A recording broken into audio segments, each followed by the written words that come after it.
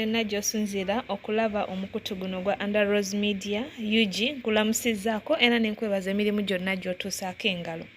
Era nsaba mukwano yonna gy'osinzidde osubscribinge tubeere nga tutambulira wamu ku mukutu guno gwa Under Rose Media kuba ogenda okulaba buli updates n'ebigudde wonna mu nsi yonna. Olwaleero nkuleetedde eggulire ery'omwana muwala Halima erikutte akati ensangi zino ku social media platform naddala ku YouTube, Facebook ne TikTok.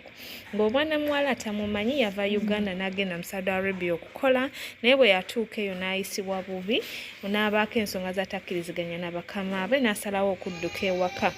Bwe yadduse ewaka baamufutte ng'omuntu omubi ne bamuteekako emisango gy'obubbi ne bamuteekako n'omusimbi amulabyeko amuzzeeyo. Abannayuganda olwawulidde baabadde beekyawakyawa dda ne basalawo okulwanirira eddembe lya Halima bwe batyo beegatiddwako abantu okuva mu nsi endala ne Saudi Arabia yennyini gy'abadde awangaalira.